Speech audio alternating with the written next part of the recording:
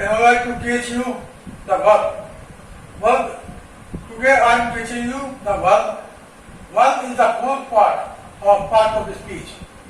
Before this, I told you noun, pronoun, adjective, and now today verb. Verb comes on fourth number. Yesterday I told you adjective. Once more also I want to repeat adjective, definition of adjective, the word that intimates the quality or disquality of a person, place or thing, of a noun is known as adjective. The word that intimates the quality or disquality of a noun is known as adjective. वो सब जो नाम की परिभाषा, नाम के गुण या अवगुण के बारे में बताता है, उसे हम एडजेक्टिव कहते हैं। ये मैंने आपको कल बताया था। Today I am going to teach you the verb. My dear student, हर जगह पे कोई भी काम हो रहा हो, काम पॉजिटिवली हो रहा हो या नेगेटिवली हो रहा हो, खाना पीना, भागना, दौड़ना, सीखना, सोना, उठना, बैठना, हर काम को तवज्जो देता है वक्त।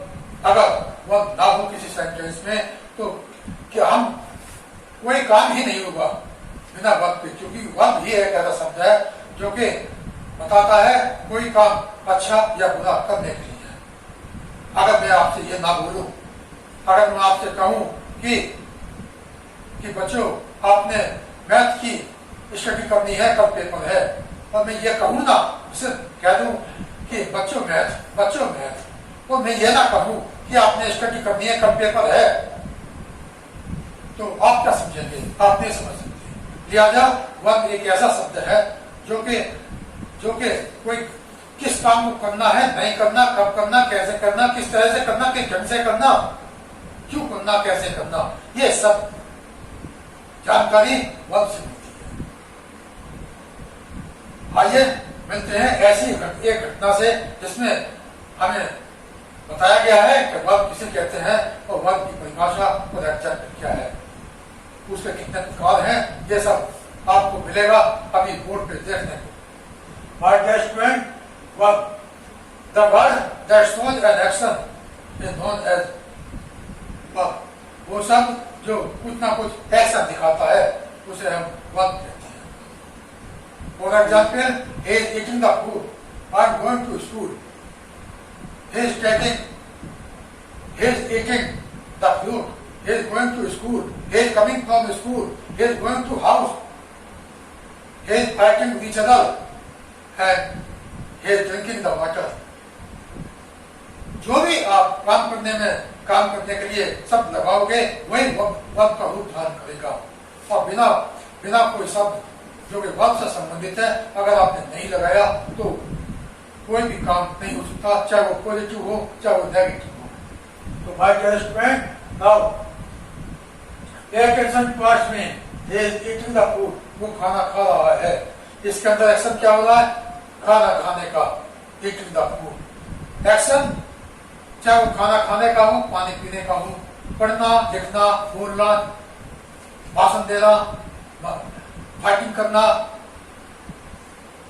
क्रिटिसाइज करना, आलोचना करना, स्वागत करना, सम्मान करना, आलोचना करना, बुराई करना, किसी को प्राइज देना, ये सारी बातें जाहिर करती हैं वर्ब से संबंधित, क्योंकि बिना वर्ब के कोई सेंटेंस बन ही नहीं सकता। तो he is eating the food, इसके अंदर वह खाना खा रहा है। एक्शन क्या हो रहा है? खाना खाने का। अगर ये eating ना हो तो हम ये नहीं कह सकते कि वर्ब क्या है, ना ही हम किसी सेंटेंस की कल्पना कर सकते हैं। हर सेंटेंस वर्ब से ऐसे बना हुआ है जैसे पानी से मछली। As without water the fish cannot live. In the same way, the sentence also cannot live. As Alim without using verb. बिना वर्ब के सेंटेंस उस तरह से है जिस तरह से एक मछली बिना पानी की। और आप जानते हैं कि बिना पानी के मछली की क्या हालत होती है। like that are not required to discuss about this, that without water the fish can be alive or not. बिना पानी के मछली रह सकती है जिंदा या नहीं, मैं समझता हूँ are not required to discuss about this. इस बारे में मुझे बताना नहीं चाहिए. So therefore, I would like to advise you that verb is the most important word in the sentence. अगर मैं ये कहूँ I am going to school, going क्या बताता है, क्या काम हो रहा है. अगर मैं ये कहूँ Are you eating the food, क्या तुम खाना खा रहे हो, तो उसमें क्या कहूँ, क्या पूछा जा रहा है, खाना खा रहे हो या नहीं खा रहे हो. Have you completed your homework and classwork, क्या आपने homework classwork पूरा कर दिया. अगर इसमें पूरा करना कंप्लीट नहीं होगा तो कैसे पता चलेगा क्या पूछना चाहते हो, क्या करना चाहते हो, क्या दिखाना चाहते हो, क्या बोलना चाहते हो, क्या डिस्कस करना चाहते हो. My dear student, the word verb has been made with the word of verbum of Latin language. The word has been made with verbum of Latin language. ये Latin language के verbum सबसे मिलकर बना है. And verbum is meant by a word. और verbum का मतलब है एक शब्द. And also the important word, ये word of the sentence, ये वाक्य, ये प्रमुख शब्द है. As without verb, no sentence can take place. As no sentence can be made without the help of verb, क्योंकि बिना वर्ब के कोई सेंटेंस बन नहीं सकता. Our student, if there will be any word in a sentence, अगर किसी sentence में कोई एक शब्द होगा, that will be only the verb. अगर किसी सेंटेंस में एक शब्द है तो वो कोई और नहीं बल्कि वो वर्ब ही होगा. Because without verb no sentence can be formed, can be made. क्योंकि बिना वर्ब के कोई सेंटेंस बन नहीं सकता. यहाँ देखिए जरा, वन वर्ड सेंटेंस आपके सामने लिखा हुआ है और सेंटेंस कहो या एक वर्ड कहो या वर्ब कहो, आपके सामने लिखा हुआ है इसको रुको. ये एक सेंटेंस भी है, ये वर्ब भी है. क्योंकि without subject the sentence can be made, without helping verb the sentence can be made, but without verb the sentence cannot be made. Subject के बिना सेंटेंस बन सकता है, वर्ब के बिना सब्जेक्ट के बिना सेंटेंस बन सकता है, हेल्पिंग वर्ब के बिना सेंटेंस बन सकता है, लेकिन वर्ब के बिना सेंटेंस कभी नहीं बन सकता, ना बन पाया है आज तक. तो ये एक सेंटेंस है, स्टॉप, लुक एंड गो. जैसे कि आपने यातायात के बोर्ड टंगे होते हैं, उन पर लिखा होगा स्टॉप, लुक, गो. पहले रुको, देखो और जाओ. सबसे 3 है, लेकिन सेंटेंस भी 3.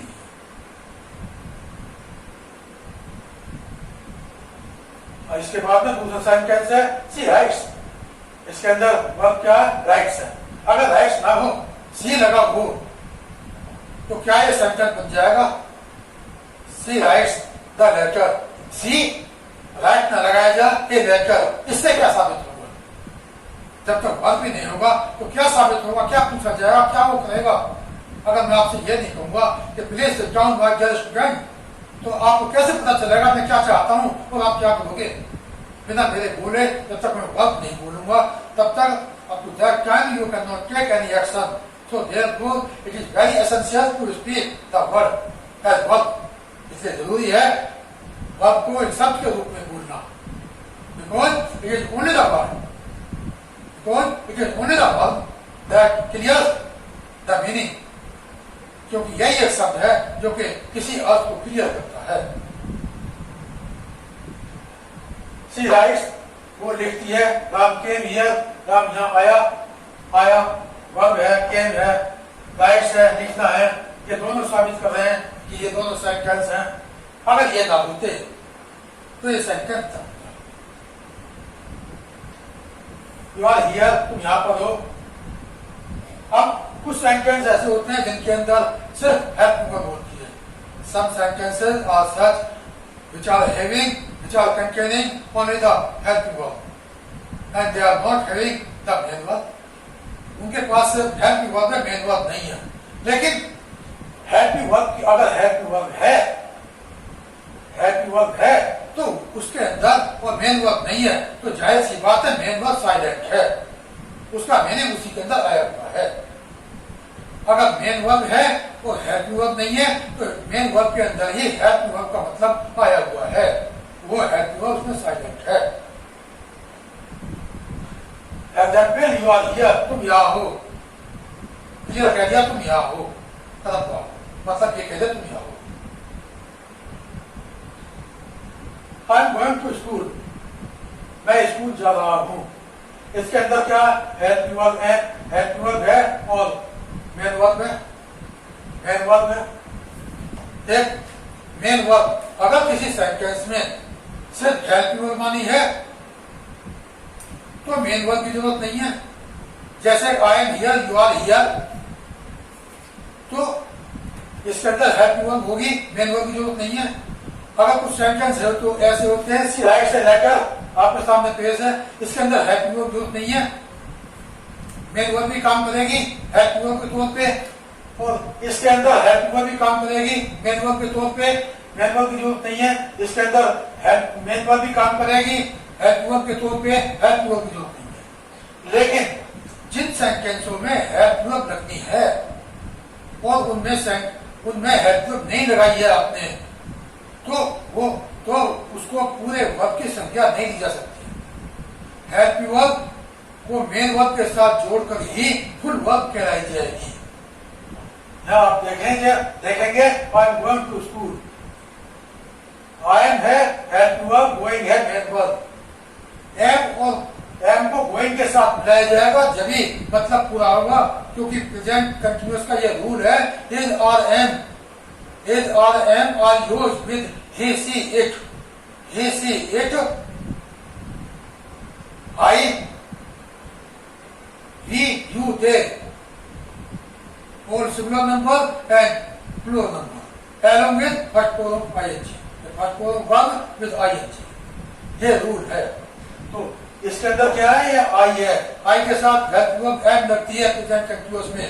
इन present continuous tenses am is used with I along with first form verb with ing. ये रूल है. जब ये रूल है तो एम को मेन वर्ब के साथ मिलाया जाएगा, तब इसको हम पूरे वर्ब की संख्या देंगे. अकेले गोइंग को हम कह दें कि ये मेन वर्ब है, तो मेन वर्ब हम नहीं कह सकते इसको, क्योंकि ये गोइंग मेन वर्ब एम के साथ यानी हेल्पिंग वर्ब के साथ बनी हुई है. बिना हेल्पिंग वर्ब के मेन वर्ब अपना पूरा काम नहीं कर सकती. ये उन्हीं सेंटेंसों में है जिनमें हेल्पिंग वर्ब मेन वर्ब के साथ लगना जरूरी है. मेन वर्ब के साथ लगना किसमें जरूरी नहीं है, present indefinite, assertive, past indefinite, assertive, इनके साथ लगना जरूरी नहीं है. बाकी सभी के साथ हेल्पिंग वर्ब मेन वर्ब के साथ हेल्पिंग वर्ब लगना जरूरी है. इसके अलावा अगर क्योंकि एम गोइंग का मतलब एम के साथ लगाने से के बाद ही पूरा होता है, अलग अलग पूरा नहीं होता. तो रूल भी ये है कि एम आई के साथ लगेगा along with first form ING. इसके बिना सेंटेंस बन नहीं सकता. अगर हम कहें I am go to school, जब मैं कहूं आई गोइंग टू स्कूल, जब मैं कहूं आई एम टू स्कूल, तो सेंटेंस पूरा नहीं हो सकता. ये कड़ी में आता, रूल में आता. नाउ कम टू हियर 6 नंबर, डू वर्क, क्या तुम काम करते हो. इसके अंदर हेल्प वर्ब डू है और वर्ब मेन वर्ब है. What is that? The sentence is having only helping verb and not having main verb. So therefore it only the completing the meaning of helping verb as well as main verb. Ram has been reading a book. जिस sentence में एक main verb से ही काम चलना है वहां पे main verb लगेगी. लेकिन जिस सेंटेंस के अंदर मेन वर्ब के साथ हेल्प वर्ब जुड़ी है उसमें हेल्प वर्ब जरूर लगेगी। बिना हेल्प वर्ब लगाए मेन वर्ब अपना पूरा काम नहीं कर सकती। कभी कभी मेन वर्ब के साथ हेल्प वर्ब एक होती है, तब भी वो उसके साथ जुड़ी हुई है। कभी मेन वर्ब के साथ हेल्प वर्ब दो होती है, तब भी वो उसके साथ जुड़ी हुई है। कभी मेन वर्ब के साथ तीन हेल्प वर्ब होती है, तब भी वो उसके साथ जुड़ी हुई है। जब तक मेन वर्ब के साथ जितने भी हेल्प वर्ब एक, दो या तीन नहीं जुड़ेंगे, तब तक सेंटेंस पूरा नहीं हो सकता आपका। आप देखेंगे Ram has been reading a letter for 2 hours. यहाँ पर क्या है, यहाँ पर एक हेल्प वर्ब है, यहाँ पर मेन वर्ब है, हेल्प वर्ब नहीं। यहाँ पर मेन वर्ब है, हेल्प वर्ब नहीं। यहाँ पर भी मेन वर्ब है, हेल्प वर्ब नहीं। यहाँ पर हेल्प वर्ब है, यहाँ पर मेन वर्ब है और एक हेल्प वर्ब है, दो है। दोनों को मिला के हम फुल वर्ब बोलेंगे। और रूल भी है help verb plus main verb is equal to full verb. अगर फुल वर्ब की परिभाषा आपसे पूछी जाती है, then you have to intimate that help verb plus main verb is equal to full verb. I mean am plus going is equal to full verb आएगी। इस sentence में हेल्प वर्ब एक ही थी मेन वर्ब के साथ, लेकिन इसके अंदर Ram has been reading a book, इसके अंदर दो हेल्प वर्ब आ गई हैं, हैज और बीन रीडिंग। तो इसके अंदर हैज बीन रीडिंग तीनों को एक साथ बोला जाएगा, then it will be known as full verb. Because there is a rule that help verb plus main verb is equal to full verb. Without adding, without joining the help verb with main verb, the full verb cannot take place. Full verb नहीं बन सकते जब तक help verb को main verb में नहीं जोड़ेंगे। अगर वो नहीं लगाया help verb तो आपका सेंटेंस पूरा नहीं हो सकता। मगर ये हालात उसी सेंटेंस के अंदर है जिस सेंटेंस के अंदर help verb लागू है। जिसके अंदर लागू नहीं है उसके अंदर ये नियम लागू नहीं है। Ram has been reading a book for 2 hours. 2 घंटे से राम एक पुस्तक को पढ़ रहा है। तो ये हैज बीन रीडिंग तीन वर्ड से मिलकर के फुल वर्ब बनी है। In this sentence full verb has been made along with has been including reading. Full verb has been made in this sentence has been including reading. Now come to question example number 10. Here turn the bar. This sentence is having one help verb only, that is has, and the meaning of main verb by including help verb had is being completed. और जब main verb को has यानी कि help verb के साथ जोड़ा गया है तभी इसका मीनिंग पूरा होता है। इसको अलग नहीं रख सकते। जिन सेंटेंसों में हेल्प वर्ब मेन वर्ब के साथ लगनी जरूरी है उसमें हेल्प वर्ब को मेन वर्ब के साथ रहना ही पड़ता है। बिना मेन वर्ब के साथ है सेंटेंस की प्रक्रिया पूरी नहीं हो सकती। Next sentence he will have been writing the letter for 2 hours. मैंने आपको वो सेंटेंस बताया जिसमें एक हेल्प वर्ब होती है, एक मेन वर्ब होती है। एक वो बताया जिसमें दो होती है हेल्प वर्ब और मेन वर्ब मिला के। वही बताया जिसमें 3 होती है हेल्प वर्ब मेन वर्ब मिला करके। और ये सेंटेंस है हेल्प वर्ब मेन वर्ब को मिला करके 4 वर्ड। इसके अंदर He will have been writing the letter for 2 hours.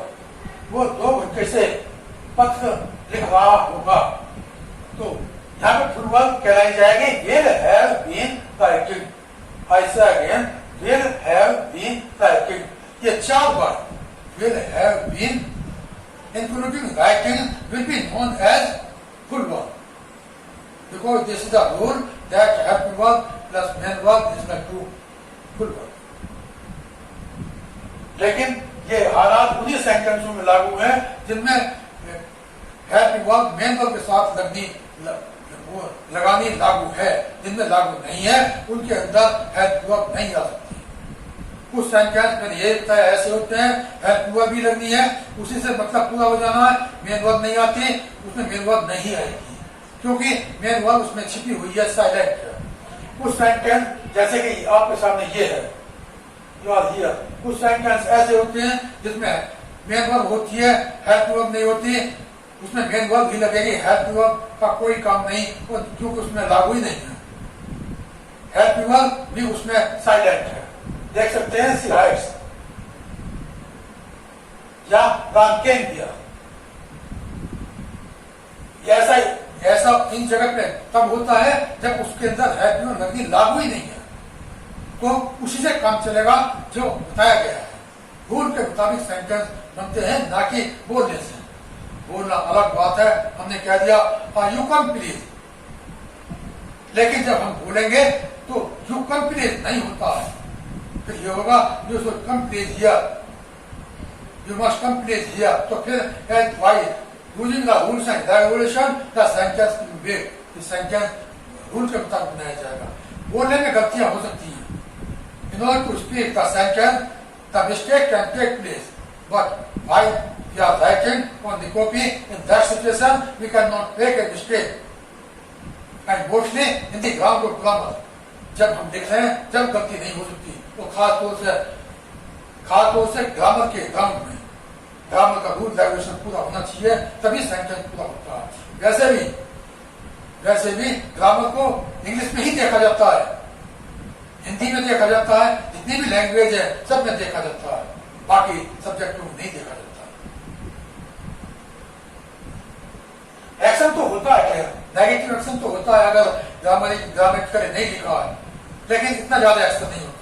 मगर इंग्लिश के अंदर जो भी व्याकरण संबंधी लैंग्वेज है, उनके अंदर अगर जरा से भी गलती कर दी, इस की जगह आर लगा दिया, आर की जगह एम लगा दिया, then I can assure you that your mark, at least one mark will be definitely deducted.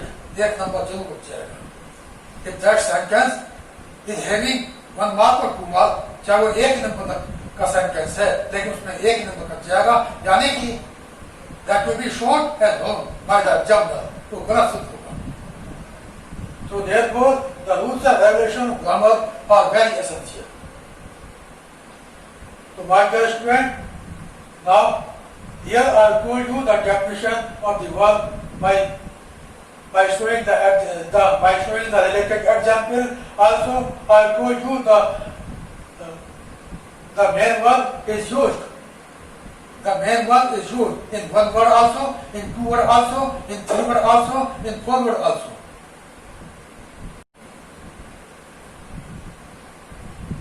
Kinds of verb.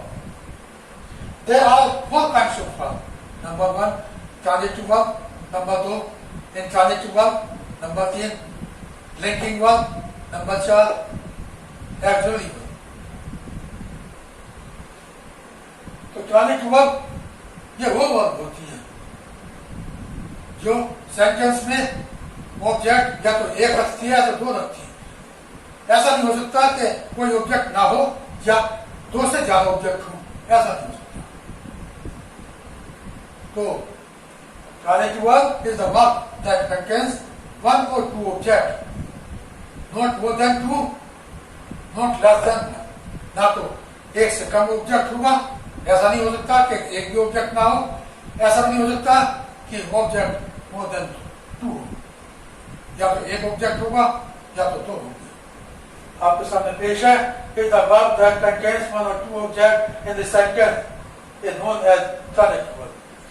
The example is also given in front of you, that is he played cricket match. उसने cricket match खेला। अगर cricket match को हटा दिया जाए, then or he played लिखा जाए, in that situation it will not be known as transitive verb. तो transitive verb में ये नहीं आएगा he played, but it will come in the category of intransitive verb, बल्कि intransitive verb में आएगा, because intransitive verb is the verb that has no object. क्योंकि intransitive verb की परिभाषा है कि ये वो वर्ब है जिसमें कोई ऑब्जेक्ट नहीं होता सेंटेंस के अंदर। It is a verb that has no object in the sentence जो सेंटेंस में कोई ऑब्जेक्ट नहीं रखती, ये वो वर्ब है। मगर इसके अंदर ऑब्जेक्ट आया हुआ है, लिहाजा ये इत्यादि वर्ब कहलाया जाएगा। इसमें एक ऑब्जेक्ट था इसके अंदर, मैंने बताया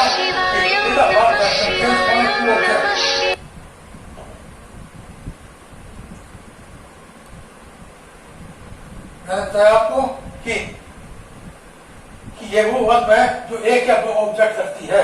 एक ऑब्जेक्ट वाला सेंटेंस आपने अभी देखा।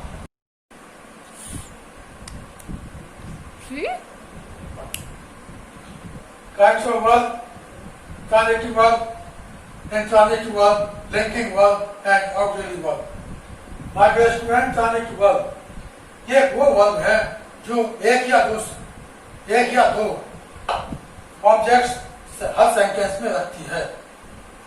अगर ऐसा भी नहीं है कि एक भी ऑब्जेक्ट ना हो, ऐसा भी नहीं है कि दो से ज्यादा ऑब्जेक्ट हो। It is a verb that contains one or two objects in a sentence. It contains not less than one object. It contains not more than two objects. It contains one or two objects only in each sentence.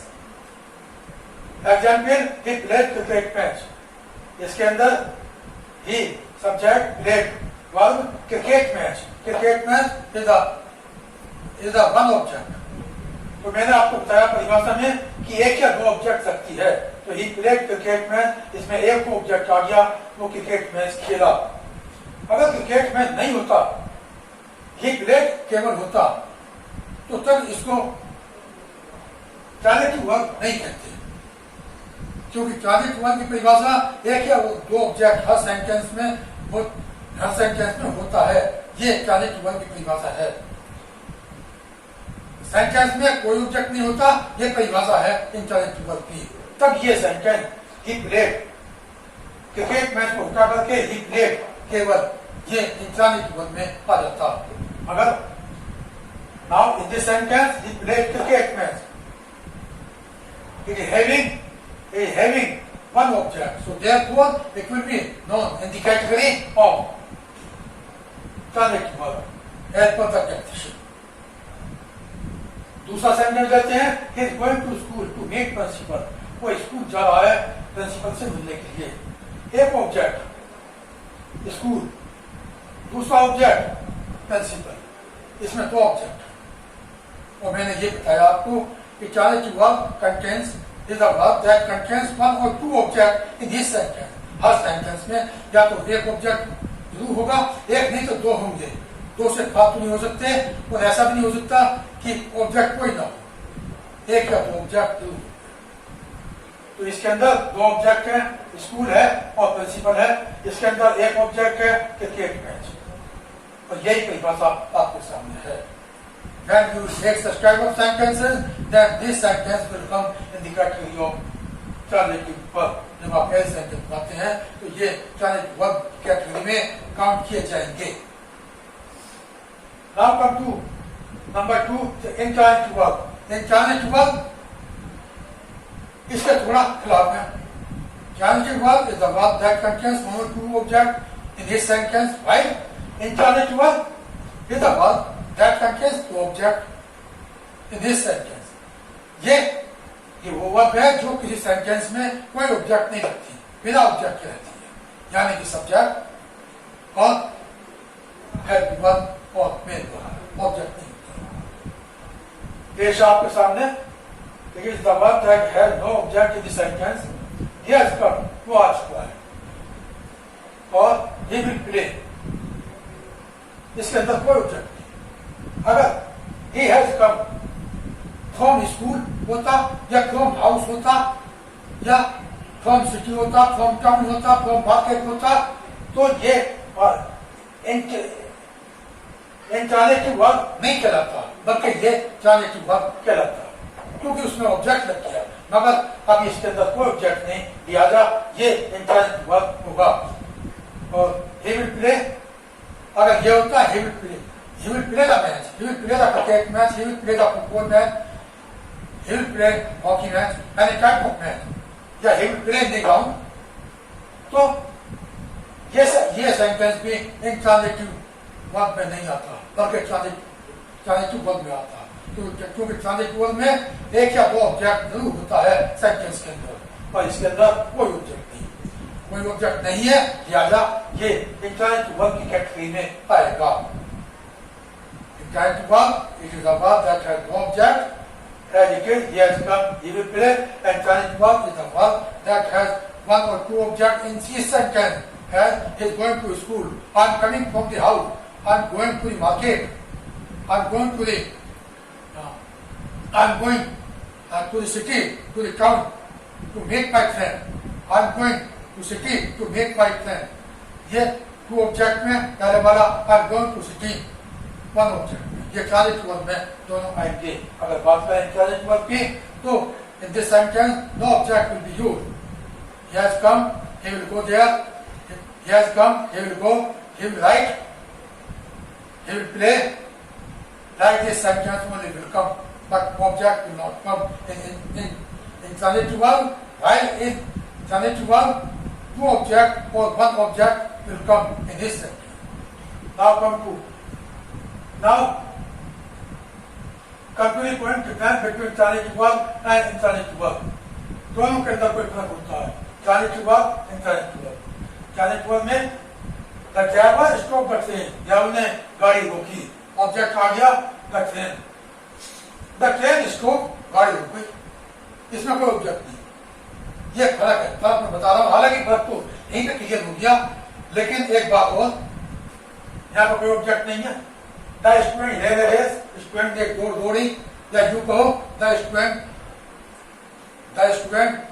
tried his best in order to get passing marks as much as he could by getting a study at day and night. रात और दिन पढ़ के जितना कर सका उतने मेहनत की और अच्छे नंबर लाने की, इसमें ऑब्जेक्ट है। लेकिन अगर ये कहें द स्टूडेंट ट्राइड, तो कोई ऑब्जेक्ट नहीं, ये इंटरेस्ट में आएगा। द स्टूडेंट ने रेस को दौड़ी, द स्टूडेंट हैज, कोई ऑब्जेक्ट नहीं, इंटरेस्ट में आएगा। The student has a race, इसमें ऑब्जेक्ट है रेस, इसलिए ये इंटरेस्ट में आएगा। इसमें ट्रेन है ऑब्जेक्ट, इंटरेस्ट में आएगा, कोई ऑब्जेक्ट नहीं, इंटरेस्ट में आएगा। ऑब्जेक्ट है रेस, इंटरेस्ट में आएगा, no object will come in transitive verb. The peon is ringing the bell, चपरासी घंटी बजा रहा है, ऑब्जेक्ट है bell, it will come in transitive verb. The bell is ringing, घंटी बज रही है, it will come in transitive verb because of having no object in this sentence. Do not play cricket, it is also having object, it will come in transitive verb. Do not play, is not having any object, it will come in intransitive verb. I mean to say, मेरा कहने का अभिप्राय यह है, if the sentence is having one object or two objects, that will be known as transitive verb. अगर sentence में एक या दो ऑब्जेक्ट है तो वो ट्रांजिटिव वर्ब में माना जाएगा। If the sentence is having no object, then it will be known as intransitive verb. अगर सेंटेंस में कोई ऑब्जेक्ट नहीं है तो वो intransitive verb में होगा। If the sentence is having one or two objects, then it will be known as transitive verb. If the sentence is having no object, then it will be known as intransitive verb. Now come to number 3, linking verb. Linking verb is meant by link पैदा करना, एक का दूसरे के साथ link पैदा करना। इसमें क्या है? It is the verb that joins subject to its complement. ये वो वर्ब है जो सब्जेक्ट को उसके कंप्लीमेंट, उसके बाकी जितने भी शब्द हैं उन सब से जोड़ती है। अगर वो ना हो तो उन सब्जेक्ट को उसके बाकी कंप्लीमेंट से नहीं जोड़ा जा सकता। तो Rajiv is honest, Raju is honest, Raju ईमानदार है। इज एक ऐसा वर्ड है, ऐसा वर्ब है जो कि राजू को यानी सब्जेक्ट का संबंध ऑनेस्ट से बता रहा है।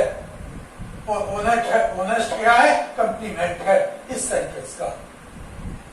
अगर ये ना होता तो राजू का संबंध इससे ना होता, राजू ऑनेस्ट सबसे अलग हो जाता। अलग होने की हालत में लिंकिंग वर्ब की परिभाषा पूरी ना होती। राम इज गुड, राम अच्छा है, इज राम यानी कि सब्जेक्ट का संबंध कंप्लीमेंट से जोड़ता है और कंप्लीमेंट है good. I am a teacher, इस तरह से एम आई का लिंक टीचर के साथ बताता है और टीचर क्या है, कंप्लीमेंट है। इन एम क्या हुआ, लिंकिंग वर्ब है। इज क्या है, लिंकिंग वर्ब है। इज क्या है, linking verb. Is poor in this sentence is also linking verb as it is joining the subject to its complement and complement is poor. Now come to auxiliary verb. Auxiliary verb is a verb that helps the main verb in order to form the sentence. ये वो verb है जो कि sentence को बनाने में main verb की मदद करती है। अगर ये ना हो तो main verb also cannot be helped and the sentence also cannot be formed. ना तो सेंटेंस बन सकता और ना ही मेन वर्ब की मदद हो सकती। And without giving the help to main verb the sentence can not be form in all the circumstances. और जब तक मेन वर्ब की मदद नहीं मिलेगी हेल्प वर्ब से, तब तक सेंटेंस कोई बन नहीं सकता। The verb that help the main verb that helps main verb in order to form a sentence, ये वर्ब है जो कि सेंटेंस को पूरा करने में, बनाने में मदद करती है। कौन कौन सी वर्ब है, ये सब आपके सामने लिखी हुई है। Is, are, am, was, were, does, do, did, has, had, will, shall, would, will, would, shall, should, may, might, can, could, must. तो these are the words as verb which are used in order to help the main verb for forming the sentence. जो sentence को बनाने के लिए main verb की मदद करती हैं, ये वो शब्द यानी ये वो वर्ब है जो आपके सामने पेश है। और अगर ये ना हो तो मेन वर्ब की मदद नहीं हो सकती और ना ही सेंटेंस पूरा हो सकता। एग्जाम्पल आपके सामने, he is going to school. अगर हम इज हटा दें, ही गोइंग टू स्कूल, हम नहीं कह सकते ये सेंटेंस ठीक है। हम ये भी नहीं कह सकते ये सेंटेंस प्रेजेंट में है, पास्ट में है, फ्यूचर में है। और न ही ये सेंटेंस का मतलब जाहिर होगा, मतलब कुछ नहीं होगा। वो जा रहा, स्कूल जा रहा, कब जा रहा तो फ्यूचर में भी आता, जा रहा पास्ट में भी आता, जा रहा प्रेजेंट में भी आता। जब हम इज लगा देंगे इसकी पूरी परिस्थिति क्लियर हो जाएगी और लगने के बाद ये भी बता देगा कि प्रेजेंट और पास्ट फ्यूचर तो बताएगा ही नहीं, बल्कि ये भी बताएगा कि प्रेजेंट का या प्रेजेंट में कौन सा है, एग्जैक्ट क्या कंटिन्यूअस है, परफेक्ट कंटिन्यूअस है। और यहाँ पे ये अगर बात करें इस सेंटेंस का तो he is going to school, ये प्रेजेंट कंटिन्यूअस का सेंटेंस है। Is or am are used with he, she, it, singular number and I and all plural number along with first form of verb with ing. ये रूल है, ये is or am हमेशा he, she, it, I, we, you, they सभी कर्ताओं के साथ लगते हैं वर्ब की फर्स्ट फॉर्म में ing के साथ। I के साथ am is used with I only, is used with he, she, it or any them and all is used with we, you, they and all plural number. तो he is going to school, is अगर ना होता तो help verb main verb मदद नहीं होती और ना ही ये सेंटेंस पूरा होता। इसके अंदर is यानी help verb मेन वर्ब यानी going की मदद कर रही है, क्या करने के लिए, सेंटेंस को पूरा करने के लिए। ये हमने लगा रखा है। अब सेंटेंस पूरी तरह से मीनिंगफुल है। He is going to school, वो स्कूल जा रहा है। और अगर ये ना होता ये पूरी तरह से मीनिंगलेस होता, मगर अब ये मीनिंगफुल है। He is going to school because without help verb main verb cannot be helped as well as the sentence cannot be formed. But in this sentence The helping verb is being used, that is, and is helping to main verb, that is going, also helping in order to form the sentence. और साथ ही sentence को पूरा करने में मदद कर रही है मेन वर्ब की मदद के साथ साथ. Now, difference between linking and auxiliary verb. Linking verb और auxiliary verb के अंदर फर्क क्या है? Linking verb, auxiliary verb. Linking verb, is which? मैंने आपको इसमें बताया था ऊपर ही. लिंकिंग वर्ब में is क्या है? ये वो वर्ब है जो सब्जेक्ट को उसे कंप्लीमेंट से जोड़ती है. सब्जेक्ट को उसे कंप्लीमेंट यानी कि इस से जोड़ रही है और सब्जेक्ट के ही और कंप्लीमेंट के इज. इसके अंदर is he is reading the book, जबकि इसके अंदर क्या है? हेल्प वर्ब, मेन वर्ब की मदद करती है सेंटेंस को पूरा करने में. अगर ये ना होगा तो इस सेंटेंस पूरा नहीं हो सकता. I am a student, am subject को कंप्लीमेंट से जोड़ता है. Am teaching, am helping verb is helping to main verb in order to form the sentence. I am teaching to 12th class. He is happy. He is also joining the subject he to its complement, that is happy. He will, and in this sentence, he will have played. He will have played the match. वो match खेल चुका होगा. Will have the combination of two words. Will have is helping the main verb, that is played, in order to form the sentence. दो शब्दों का समूह will have ये मदद कर रहा है मेन वर्ब की मैं सेंटेंस को पूरा करने में. अगर ये ना होता तो will have ना होता तो ना ही मेन वर्ब की मदद होती and the sentence was not also formed accordingly. और सेंटेंस भी ना बनाया गया होता. My dear student, today I taught you the verb along with definition. The verb that has that shows an action. The verb that shows an action is known as verb. मैंने आपको कई बार बताई. The verb that shows an action is known as verb. ये एक चीज आपको. Also ये verb Latin भाषा के वर्ब शब्द से मिलकर बना है, जिस वर्ब का मतलब है एक शब्द. ये एक इम्पोर्टेंट वर्ड है. Is a important word as without it the sentence can not take place. क्योंकि इसके बिना कोई सेंटेंस बन नहीं सकता, इतना इम्पोर्टेंट है. और एक वर्ड में भी सेंटेंस होता तो एक वर्ड वन वर्ड में भी सेंटेंस होता. टू वर्ड वर्ड में भी सेंटेंस होता. थ्री वर्ड में भी सेंटेंस होता. फोर वर्ड में भी सेंटेंस होता है. और जो आपके सामने अभी मैंने बताया है. Kinds of verb, there are four kinds of verb: transitive verb, intransitive verb, linking verb and auxiliary verb.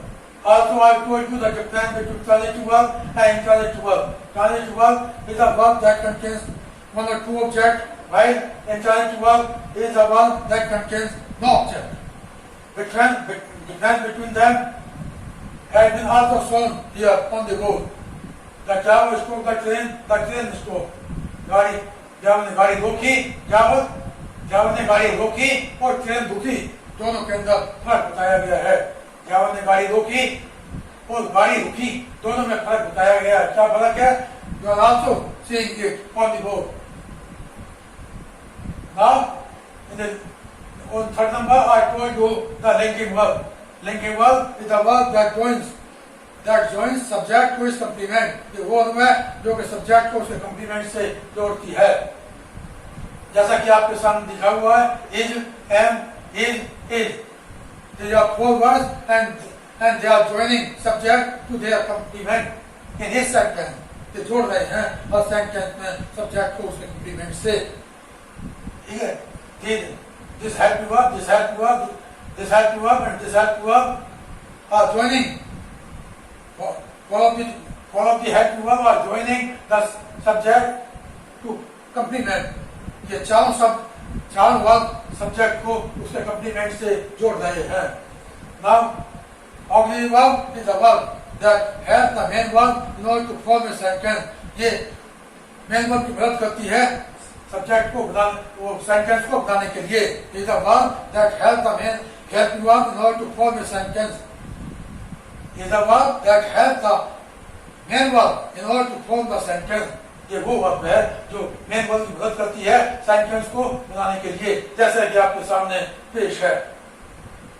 He is going to school. He is helping verb है, मेन वर्ब की मदद कर रही है सेंटेंस को बनाने में. अगर ये ना होती सेंटेंस ना बनता और ना ही मेन वर्ब की मदद होती. Difference between linking and auxiliary verb is